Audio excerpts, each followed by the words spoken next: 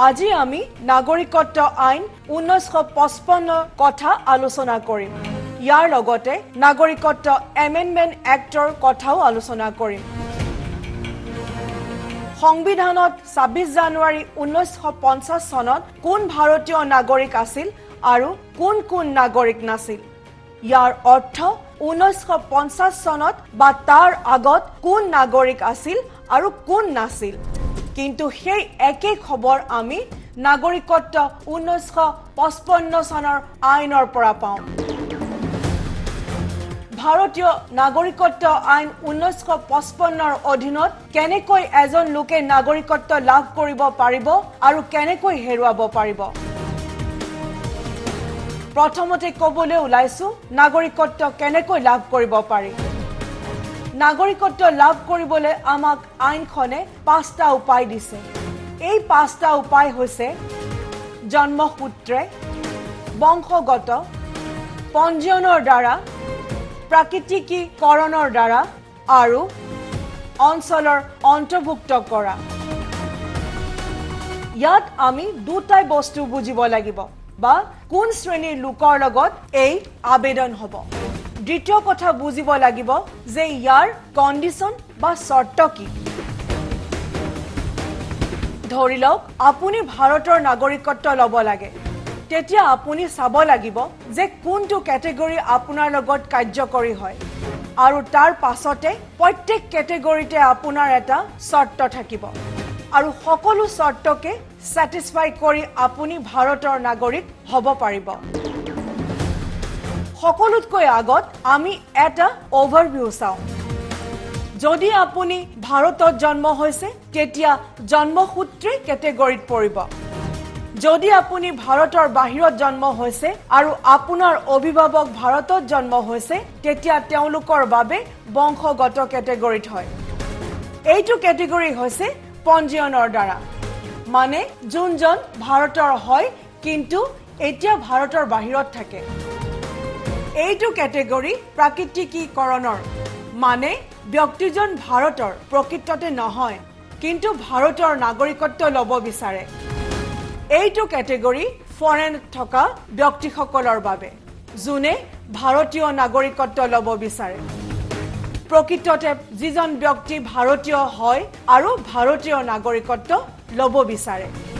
যদি ভাৰতে কোনো এটা অঞ্চল সামৰি লয় তেতিয়া সেই অঞ্চলৰ বাসিন্দাসকলে নাগৰিকত্ব ল'ব পাৰে। এতিয়া আহক কোনো সংক্ষেপ বিৱৰণী। যদি এটা শিশুৰ জন্ম 1950 চনৰ 26 জানুৱাৰী 1 জুলাই 1947 চনৰ ভিতৰত হৈছিল, তেওঁলোকৰ অভিভাৱক ভাৰতীয় হয় নে নহয় নজনাকৈ সেই শিশুটিক ভাৰতীয় নাগৰিক গণ্য কৰা হয়। কিন্তু 1 জুলাই 1947 চনৰ পাছত অভিভাৱক ভাৰতীয় নহলে নাগৰিকত্ব প্ৰদান কিয় নকৰে? এই কথা ইমান গুৰুত্বপূৰ্ণ কিয় হয়? 1 জুলাই 1947 চনৰ পাছত অভিভাৱক ভাৰতীয় হয় নে নহয় সেইটো ইমান গুৰুত্বপূৰ্ণ কথা কিয় হ'ল? নাগৰিকত্ব 1955 আইনত বহুবাৰ পাৰ্লিয়ামেণ্টত উল্লেখ কৰিছে, যেনে 1957, 1960, 1980, 1986, 1992, 2003, 2005, 2015 আৰু এতিয়া 2019। এই এমেণ্ডমেণ্টৰ জৰিয়তে সময়ে সময়ে সলনি হৈ গ'ল আৰু এই সলনিৰ দ্বাৰা আপোনালোকে দেখিছে যে এয়া সেই এমেণ্ডমেণ্টৰ ফলাফল। কিন্তু বাহিৰৰ দেশৰ নাগৰিকৰ ল'ৰা ছোৱালী যদি ভাৰতত জন্মগ্ৰহণ কৰে তেওঁলোকক ভাৰতীয় নাগৰিকত্ব দিয়া নহয়। ইয়াৰ পাছত তেওঁলোকৰ বাবে প্ৰযোজ্য হয় যি ল'ৰা ছোৱালী ভাৰতৰ বাহিৰত জন্ম হৈছিল কিন্তু তেওঁলোকৰ অভিভাৱক ভাৰতৰ হয়। 26 জানুৱাৰী 1950 চনৰ পৰা 10 ডিচেম্বৰ 1952 চনৰ ভিতৰত জন্ম হোৱা ল'ৰা ছোৱালীক ভাৰতীয় নাগৰিক মনা হয় যদিহে তেওঁলোকৰ দেউতাক ভাৰতীয় নাগৰিক হয়। কিন্তু 3 ডিচেম্বৰ 2004 ভিতৰত জন্ম হোৱা শিশুক ভাৰতীয় নাগৰিক প্ৰদান কৰা নহয়। যাৰ জন্ম দেশৰ বাহিৰত হয় লাগিলে তেওঁলোকৰ অভিভাৱক ভাৰতীয় নাগৰিক কিয় নহওক।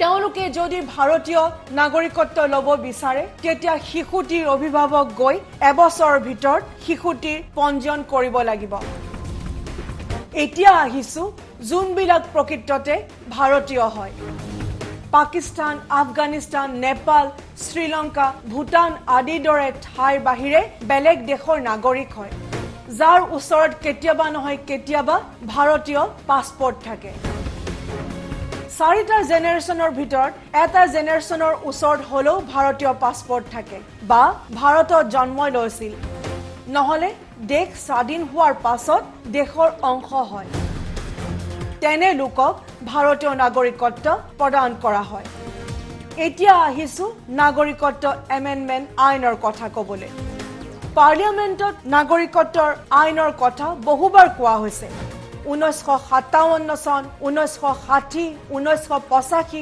1986 1992 2003 2005 2015 আৰু এতিয়া 2019 2019ত যিখন এমেণ্ডমেণ্ট হৈছিল সেইখনক লৈও বহুবাৰ হুলস্থুল হৈছিল 2019ৰ যিখন এমেণ্ডমেণ্ট হয় সেইখন 2003 লগত লিংক আছিল 2003 নাগৰিকত্ব এমেণ্ডমেণ্ট আইনৰ থ্ৰু এখন টাৰ্ম এড কৰিছিল আৰু সেইখন আছিল অবৈধ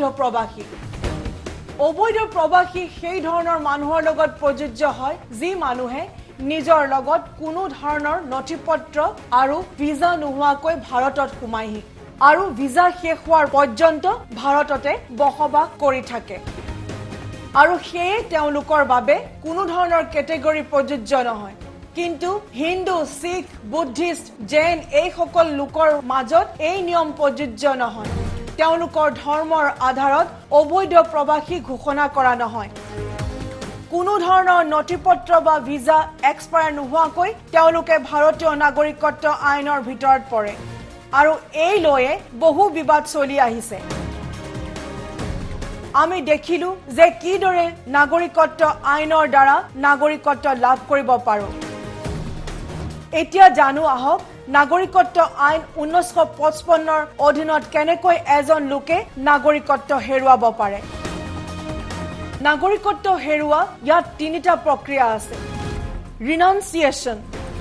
ৰিনাউন্সিয়েশ্যন মানে হ'ল যদি কোনোবা নাগৰিকে স্বইচ্ছাৰে ভাৰতীয় চৰকাৰক এইটো ডিক্লেৰেশ্যন দিয়ে যে মই ভাৰতীয় নাগৰিকত্ব এৰিব বিচাৰো সেয়ে হৈছে ৰিনাউন্সিয়েশ্যন ইয়াৰ পাছত আহিল টাৰ্মিনেশ্যন কোনোবা ভাৰতীয় নাগৰিকে বেলেগ দেশৰ নাগৰিকত্ব স্বীকাৰ কৰে তেতিয়া তেওঁ ভাৰতীয় নাগৰিকত্ব অটোমেটিক্যালি টাৰ্মিনেট হৈ পৰিব কিয়নো ভাৰতে দুই পক্ষৰ নাগৰিকত্ব প্ৰদান কেতিয়াও নকৰে এতিয়া আহো তাৰ পাছত থকা ডিপ্ৰাইভেশ্যন ভাৰত চৰকাৰে যদি গম পায় যে ভাৰতীয় নাগৰিকত্ব ল'বৰ বাবে কিবা জালি পেপাৰ দাখিল কৰে তেতিয়া নাগৰিকত্ব দিয়া নহয় যদি আমেৰিকা বা বেলেগ দেশত কোনোবা থাকে তেওঁ ভাৰতীয় নাগৰিকত্ব এৰি দিলে কিন্তু আকৌ ভাৰতীয় নাগৰিকত্ব ল'ব বিচাৰিছে কিন্তু কেনেকৈ পাব এক নম্বৰত তেওঁৰ ওচৰত